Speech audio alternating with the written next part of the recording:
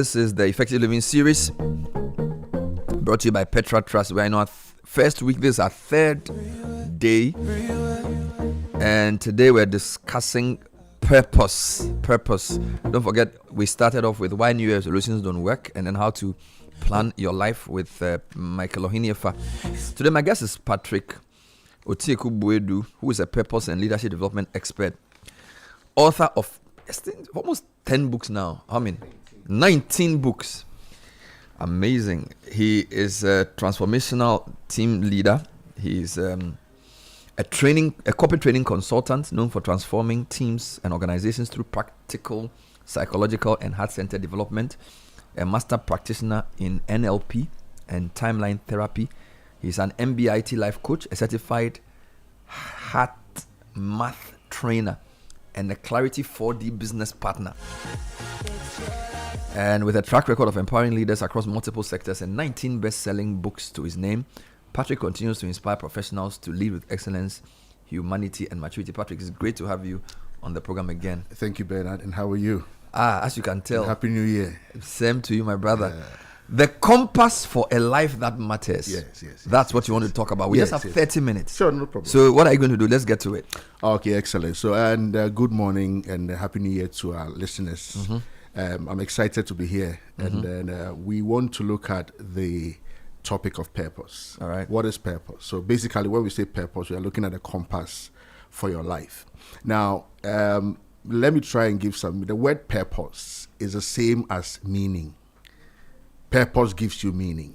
It's also spiritual. When we say spiritual, I'm not talking about church. I'm talking about a deeper sense of being. Now, if you write the word spirit and you write the word inspire, you know that there's S-P-I-R in each of them, which is in spirit as well. And it's because those S-P-I-R has a Latin root, which means to breathe. So purpose must breathe into you. Mm. Purpose is breath. I don't want to go and use the scriptures, but at least purpose is breath. Mm-hmm. Because what made us alive wasn't air that God breathed into us. It was purpose God gave us. And we got out from the dust and we started performing. Mm. So purpose gives you meaning. Mm-hmm. And therefore, if you don't have purpose, you don't have meaning. Mm-hmm. If you don't have purpose, you are not able to assess the deeper a part of your being. Mm-hmm. And that is why there are things like conspire, aspire. Expire is to remove breath out of something. So purpose puts air into you. Purpose, take like a local gin. If it's in the bottle, it doesn't move the bottle. But when it comes to a human being, it moves the human being. Mm-hmm. That is the power of purpose. That is the power, because when there's a meaning, you're working with a meaning comes to you, it moves you. Mm. You cannot stand still when there's purpose inside of you. It's impossible for you to stand still. So purpose is we call it a driver. It's one of the things that drives you. Mm-hmm. Now, purpose defines your identity. Mm. When we say identity, it opens you up to what is possible, what you are capable, and what you deserve. Mm-hmm. Purpose defines your identity. Number 2, purpose defines your beliefs and values. Values are things that are important to you. So when you have a purpose, it shapes and defines what is important to you. At this particular point in your life, somebody comes and says that there's a funeral here. But at that particular moment in your life, you know that there's a course you need to attend. There's something you need to do. So it is your purpose that defines what is going to be important to you and even what you are going to believe. Again, purpose defines your capability and skill. Once you have a certain meaning to your life, mm-hmm. what you do is that you look for what you need to learn, how you need to build your cognitive capability, what skills do you need in order to achieve that particular meaning in your life. Mm. Again, purpose also defines your behavior. So if people are misbehaving, what we need to the question we need to ask is that what is their purpose? And then finally, purpose helps us to create the kind of environment we want. Mm. So if we don't have purpose, we will not be able to create the kind of environment we want. Wow. So when I look at let's look at a few conceptual meaning of purpose. Mm-hmm. Now, it helps us for placement. It therefore defines our priority. I've mentioned that already. Number 2, it gives us direction. Purpose always moves forward. Purpose doesn't move backwards. Right. Purpose always moves forward. It moves forward towards something. There are two things. You either move away from something or you move towards something. Moving away from something is moving away from something you don't want. But purpose, that is not how purpose behaves. Purpose moves towards something it wants. I desire something. I want something. I'm moving towards it. So I want to lose weight and come to this particular level. It's not that I don't want to be fat. No, that is not how purpose thinks. Purpose doesn't say that I want a lot of money. What is a lot of money? It doesn't make sense. But purpose defines specificity. Specifically what you really want in life. Again, purpose is intentional, very, very intentional in its approach. It makes decisions. Where it wants to go, what it wants to do. It's very, very intentional. Again, purpose is outward looking. It focuses on other people. But this is very important for me. Purpose is not what you do. Purpose is what happens to people when you do what you do. Okay. Purpose is not what you do. So Bernard, purpose is not you sitting on this radio and talking to people, but how they feel when you do your work. And therefore, we are talking about impact. We are talking about being significant in the lives of other people. That is what purpose is. So purpose is not about you working and making money and then eventually dying and going away. No, but purpose is for other people. Purpose is to sow your life as a seed into other people. And then we look at some implications as well. We look at, so purpose requires you to have a vision. Purpose requires you to move all the time. Purpose is not static, it's movement. You need to move. But it is said that psychologists tell us that you need 10,000 hours of practice to gain mastery. So once you discover that purpose, you need to ensure that you are gaining mastery. You need to work on it until you gain mastery. So it's not enough to have purpose. It is not enough. You need to work on it to gain the mastery that we are looking for. Now, somebody will ask a question, how do I discover my purpose? Now, I don't want to go into the detail, but I just give you 3 points. Number one, look at your pain points. Every painful experience is within it is embedded your purpose. So there are some people who have gone through some painful experiences in their childhood, and out of that they are able to derive something, a certain meaning out of it, and they create out of it. So out of the purpose you can even create a profession. Out of the purpose you can even create, financial, well-being out of it. Again, purpose is about if you want to know purpose, look at your passion. What is passion? Passion is what makes you alive. Even when you are exhausted and they mention that thing, you come alive. You may be tired and then they call you. For me, if I'm tired and you call me that it's a training somewhere, I come alive. So whatever it is that is happening to you, you are exhausted, and yet the moment you hear the sound of your purpose, you come alive. And then finally, we will look at patterns in your life. So they all start with P. Yes. So to discover your purpose, you look at pain, what breaks your heart. Yeah. Passion, what makes you come alive. And then pattern. What is pattern? Pattern is what keeps coming back to you. Okay. Bernard, you notice that you'll be there every day. Somebody says that, you are good at serving. You are good at serving people and all those. And what does it mean? Everybody says the same thing. That is your purpose. A theme that keeps coming back. Exactly. Or it could even be a dream you keep having. Yes. A message that keeps repeated to you all the time. Somebody says something. Every time people are saying that, when you speak, I get inspired.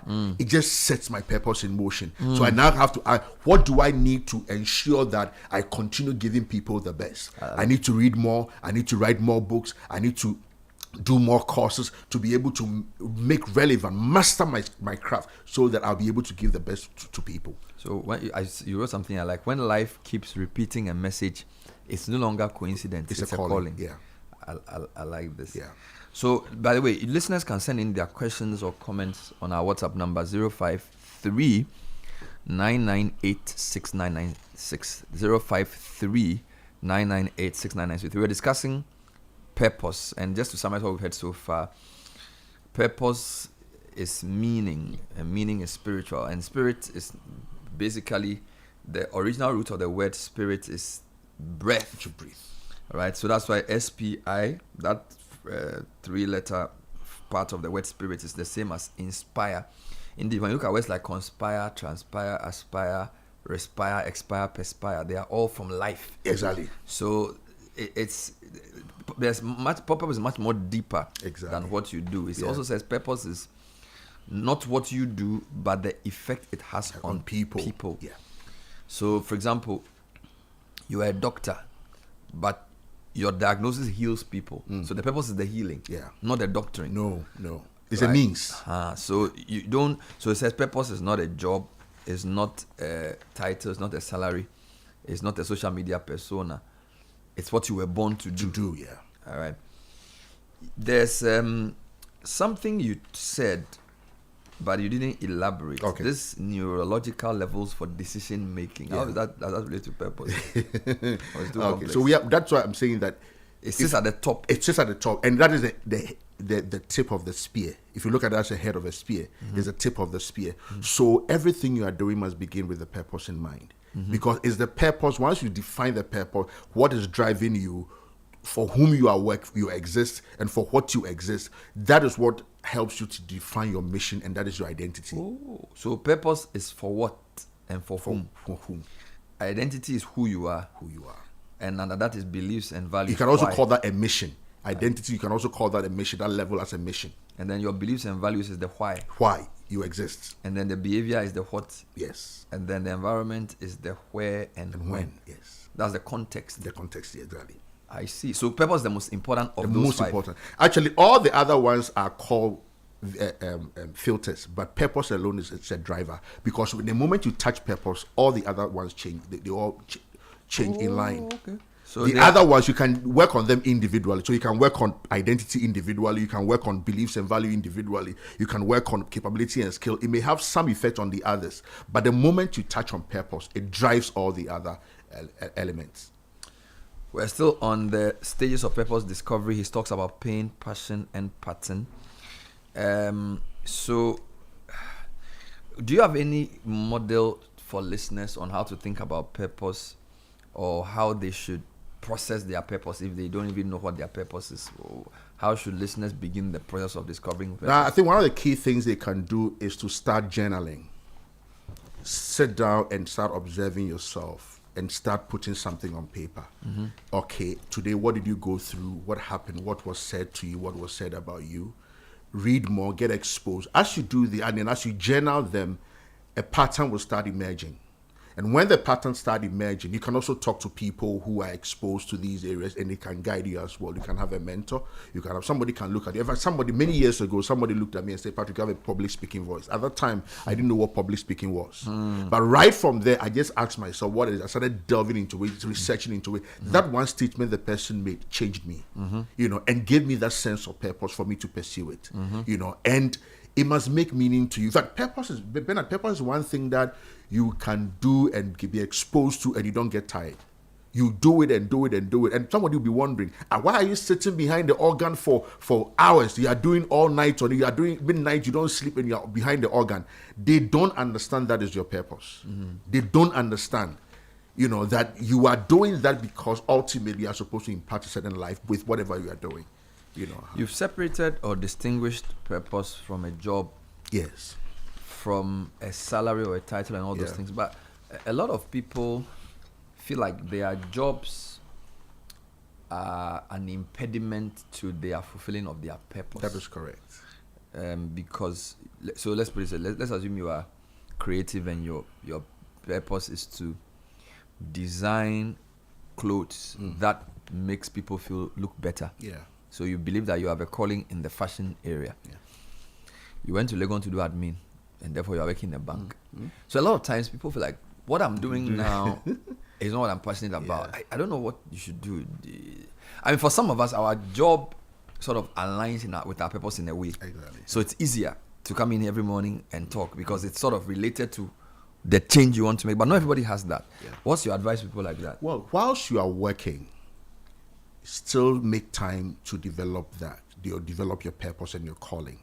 The interesting thing is that you have some resources to be able to pump into your purpose and your mission and your calling. So you have the resources to be able to have some more time and then be able to develop that area as well. What you may be able to buy books, maybe to buy do some courses on weekends to support that. I mean, we talk of multiple streams of income. What's the problem? Because at the end of the day, what makes you see, purpose works on the soul. Your salary is just a job, and whatever you are doing is just a job. But salary is what makes you fulfill. But usually when I run programs, there's a question I ask people. I ask them that, if you have 3 months to live, what would you do? And Bernard, almost all the time, even yesterday I did it with a group, almost all the time, there are 2 things that come up, and that I'll have a good relationship with my God, and I'll build really good relationship with my family. When you ask people, if you have 3 months to live, what would you prioritize? What would you prioritize? And it's always God and family. Nobody talks about their work. No. That must tell you what is important to people. Listeners, I want to put a question to you. You are listening to me 7th January, and I'm not saying you're going to die. But if we were told that by 7th April you will no longer exist in this realm, what would you do? Yeah. What would you prioritize? Yeah. And you say, what percentage of the people say God? Everybody says God. They work on a relationship with God. They work on a relationship with God. And then what else do they do? Family and friends. Friends and family. They will spend more time with family. With friends and family, yes. Then wow. On your deathbed, you are not asking for a bank account or checkbook. You're asking for relationship. I've heard somebody say something quite strange, but I feel like it helps in the purpose discussion. So, like, I think you've said it before, write your own obituary. Yes, it's there. Write your own obituary. So if you... And that sort of helps you to think about whether what you've done up to now is what you want to be remembered for. Yeah. Okay. So listeners, this is not a spooky show. We are just trying to help you. So if you were to be told to write your own obituary, would you be happy with what gets written? Yeah. Or would you say you've put enough work into what you want to be remembered for? People who have pursuing purpose, they've already written their tribute. They've already written it. We struggle with people who don't have a purpose. And then we have to try to put some words together. He was a nice man. He was gentle inside, something. Yeah, because you have, Nelson Mandela. No, you won't struggle to write it. The tribute writes itself. Exactly, it writes itself. You are looking for what to leave out. Exactly. Does passion change? You said something about passion. So you said pain, passion. And patterns. Yeah. So I want you to put a bit of flesh on it, because pain can be caused by something that's not doing your purpose. Yeah. People can just be wicked and cause you pain, right? So somebody can betray you, and that's a painful experience. Yes. So are you saying that pain can lead to purpose in a sense of what makes you angry or what makes you sad? Because it's not every painful experience that's related to my purpose. I can lose a relative and it's painful, I'm crying about it. Or I lose money in a deal and it has pained me. But that doesn't necessarily mean that you get it. So what do you mean when you say pain can be a pointer to your purpose? I want you to explain. Okay. When you go through any painful experience, you need to sit down and reflect on that experience. When you reflect on that experience, your brain cannot store 2 states at the same time. So you can't have pain and a lesson. You can't have pain and a purpose. You can't have pain and a meaning. The moment you replace the pain with meaning, you start going inward, you start reflecting, and you start asking yourself, what is it that I can do? Somebody lost a daughter through a drunk driver, and then he started Mothers Against Drunk Driving. He found his purpose in pain. So you can find your purpose in pain. You can find your purpose in pain. It doesn't mean that every pain experience is a close your purpose. So that's what I wanted to say. Oh, yes. So you can find purpose in pain. Yes. Because the pain, sometimes it gives a certain meaning in life, a certain deeper meaning. Remember, we are also talking about pain, purpose as spirit, something deeper. So then you can discover it from that particular perspective as well. So what creates some level of pain can fuel you to do. So when you talk about passion, and you say, what makes you come alive? What do you mean by that? So we are talking about anything that when you see, anything that when you do, it keeps you alive. It keeps you happy. It keeps you, you are in your elements. Those are the things that it means that you've been empowered in that particular area to be successful in that area. So don't throw it away. Maybe you put in little and you get so much out of it. Maybe initially you may struggle a little bit, but over time you will notice that you put in something little and you get a massive return. That is an indication of your purpose. It's something that you need to pursue. Somebody usually says, if you could do something and not be paid for it. Fantastic. Or if you could do anything and not be paid for it, what would you do? Exactly. And that is what we say, it's a calling. How different is that from a hobby? So, for example, what's my hobby, Seth? I don't even know. I'm changing now. I don't know. So there are things you do for leisure. Leisure, yes. As against things you want to do that you are good at. Yes. That solve people's problems. Yes. So imagine between a hobby and something that's your passion. Yes. But your passion. I can play table tennis as a hobby. Yes. But it's not my passion. Exactly. Yeah. All right. So you're saying passion is something that energizes you. Exactly. That drives you. Okay. So I'll put it this way. Sometimes I'm in the office and I have to have a meeting. I don't feel happy to do the meeting. I don't like meetings. Then maybe my boss will come and say, Charlie, I have a program and they need a moderator. And they didn't plan for it. Yeah. But can you organize something for me and then go and moderate the program? You see? So when he says let's have a meeting, I don't want any meetings. Meeting is boring. Yeah. I don't like being a manager. But if I'm but you see, I want you to also distinguish between what I've become, what is a comfort zone, and what is growth. Because you see, when someone asks me to come for a meeting, I'm like, oh, meetings are boring, they are too long. But when he said, Charlie, draft, like he said I should draft something for, we are doing a roundtable discussion on Tuesday. I wanted to finish the exact. In fact, yesterday we spent the whole day just doing that. He energized me by saying, oh, let's do a 1 year Mahama program. So we are working on it. Energy is raised. Yeah. Let's have a meeting to discuss programs and Thomas or being that. No, I don't want to do it. So what I'm saying is that help me distinguish between my passion that signifies my purpose versus also having to do things I don't like so I grow. Okay. But you know, I mentioned that purpose requires alignment. And that is discipline. Remember, I told you that if you want to gain mastery, you need 10,000 hours of practice to gain the mastery.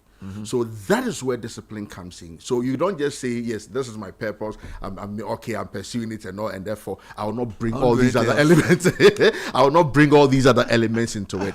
Because you see, like I said, you are a manager. You need to execute that role as well. So despite the fact that there are things you are not excited about, you know that it's part of the package. It's just like Bernard going to plug a rose. It comes with thorns. You get what I'm saying? So at the end of the day, there are things you may not like, and that is where mastery comes in. Mastery is about, you don't like everything, but then yet you be able to navigate through all of them. Does purpose change, or it's fixed? I think that purpose doesn't change, but there are other things that are related to purpose. There are other things that could change along the line. For instance, there will be an overarching purpose for you to pursue, okay? And then you start pursuing those things. But there are other tactical things you may need to do. For instance, there are things you may need money to be able to accomplish that particular purpose. Immediately, you don't have the money. So there may be other things you may want to do that aligns to the overall purpose that you are trying to achieve. That will help you. It becomes a ladder for you to go to the ultimate. Do you need to know your purpose fully before you start an endeavor? No, or can it be revealed in time? What I mean is, do you need to see the full picture? No. And nobody sees the full picture. Okay. You may have an idea, you may have a dream, but once you start the activity, it begins to unfold. It's just like reading a book. You go from one page and the second page opens. I mean, look at the story of Joseph. Something was revealed to him, but he didn't know the valleys. He didn't know what he was going to go through. But it comes in time. But what happens is that purpose sustains you. It gives you that resilience. So whatever you are going through, you don't give up. There have been times that, in fact, there was a day that I printed 3,000 copies of one of my titles. And then only for it to come for me to realize that the file I sent was a wrong file. Hey! 3,000? I had to thrash all the 3,000 copies. Oh my God. Because you sent them the unfinished one. Exactly. So what do I do? Oh God. So you lost money, and so what? You move on. It was painful, but it's yes, you still move on. And you even become better. Now, when I'm sending any file, I'll check and cross-check and check and cross-check. So it has made you better. At what stage in a person's life must the purpose conversation be had? Some are able to discover it very early in life. and some probably will be guided by their parents. If the parents are very sensitive, they will be able to know the direction and help other people. Now, I have my boy, right from childhood, he says that I'm going to do chemistry. I didn't know where the interest came from. He started pursuing something like that, and that is what he's doing. Wow. He said he wants to be a lecturer. How long was he when he started this chemistry business? I think he was in class 6 or something. He said he would do chemistry. He will do chemistry. And then where is he now? He's going to do his PhD in Canada. In chemistry. In chemistry. So he was in grade 6? Yes, right at that time. So if I remember one day my dad coming home and they were trying to say that no, physics is better than chemistry. And this boy was defending chemistry. And he's pursuing it. He said he wants to be a lecturer in chemistry. Is that a consequence of the way you trained him or what he saw around him? Because for a grade 6 person to want to do chemistry and to have followed it to PhD level, I am not too sure, because the thing is that I'm not there a chemistry person. No, I'm not a chemistry. No, I'm not even talking about the fact of the chemistry. My question has to do with the fact that at grade 6, yes, he was clear in his mind what he wanted to do. I think that discipline was there. Yes, that discipline was there. Because my challenge is now, I'm a father now, and a lot of people listening are wondering. I think it was when I got to JSS 2 that I decided to become serious. Yeah. And when I got to secondary school, I became a bit more serious. And when I got to university, I became extra serious. Exactly. So I'm not sure at what age I should expect my sons to get serious. That's my problem now. You know, I'm not sure. I don't know. Just observe them. Just observe them. Because if your boy at grade 6 wanted to do chemistry, some people in my house are older than grade 6. I don't know what they are doing. Yeah. And again, I don't think as parents, don't let us put pressure on ourselves. You know, some of them, and even me, I think in fact, what really changed me was when I was about to go to university, and somebody introduced me to a book, Think and Grow Rich, and that changed everything in me. Pre-university, Think and Grow Rich. That was it. Napoleon Hill. That was it. Because when I read the book, I saw myself in the book. All right. And that is why all these things have become manifested. So we shouldn't force the people. We should just and observe them. Because Charlie, you know, busy Thomas. Grade 6. It's a Real Madrid and football match. That's all, Charlie. Not purpose. No. And when it happens, you'll be frustrated. Hey, no, but don't get to their level. And I know a lot of parents have problems. I shouldn't worry. No, don't worry. Don't worry. Because yesterday after Oninifa, I went to collect some vision board. I wanted to implement some serious things. I was like, no, let me just relax. Because is there a book you recommend? I want you to do it 2 ways. Yeah.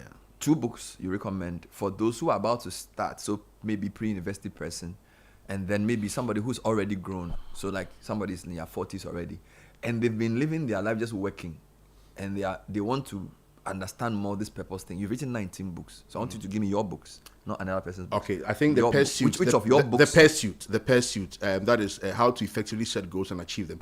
That supports what Michael did yesterday. So the book you wrote called The Pursuit, how to effectively set goals and achieve them, will help people in that field. Yes. Where can we get copies to buy? I think you can call 02065 00004. 02065 00004, and it will make available. We'll make a delivery to you. I wanted a list of your books. Yes, it's at the back. Have you written it here? Yes. All right, good. So I'm just going to go through some of his books. This is his 19th book, and the good news is that a lot of the times, the first time I interviewed this guy, he was out working at Ghana Telecom. Ghana Telecom. I think you were HR. Yeah. You are reading like only 3 books. No HR. I was assistant manager for something. Yes. Then you started doing the Victory Bible Church, and now you've done almost 20 books. Yes. Okay, so here are the books: Mastering People Management in the Modern Workplace. Yes. Patrick Otieku-Boadu, Customer Service Delivery. Yeah. The Pursuit, how to effectively set goals and achieve them. Yeah. Assurance of His Presence. Yeah. Mandates, Missions and Mandates. This is also a good book. Yes, on a very purpose. good book, yes. Driving your life with a purpose. So I would say Missions and Mandates help me a lot. So for those who want an easy read on purpose, Missions and Mandates is a good one. Yeah. Although the purpose is also good. Then there's a book called The Rainmaker, Biblical Models for World Creation. Increasing Personal Productivity, 40 Motivational Capsules, Walking in Your Financial Freedom, Success is for Abnormal People, Rule or Be Ruled, Career Development Foundations, Opportunity, Enlisted, living beyond boundaries and systems. The revolution, change or perish. Ingenious, how to identify, develop, and maximize talents. That's also a good one for purpose. Yeah. So I would say for younger people, this Ingenious book is not bad. Yeah. And then, what's the last one? Spearhead. Yeah. If you want a copy of his books, 020-6500-004. Patrick is one of the most sought after trainers in the country. So if you're a company that wants to do sessions on everything, organizational development issues, team bonding, leadership, sales, all kinds. All kinds. Yeah. Functional leadership. Yes. Training of leaders, psychological, practical, heart-centered development. He has time. He works with your team. He does stuff for us, even on the bootcamp. Management bootcamp. Yeah. So we've just scratched the surface with Patrick. Yeah. So if you want copies of his books, please WhatsApp that number. He's given a couple of copies. What I'll do is that I will let this one, I won't share it to the listeners. I'll give it to my colleagues on the show to read. Yeah. I'll give one to Caleb, who just got married. And then I'll give one to my producer, Akom. Samuel Akom. When you finish reading this book, summarize it and give me a 1-page summary of what you've learned. Yes, sir. By next week, Monday. Thank you. It's possible. It is possible. If you are producing me, you have to understand some things. So, Patrick, it's always good to see you. Thank you, Thank you for what you do. Right. And by the way, the number we gave is also the number to just, if you want to call, WhatsApp him. Yeah. 020-6500-004.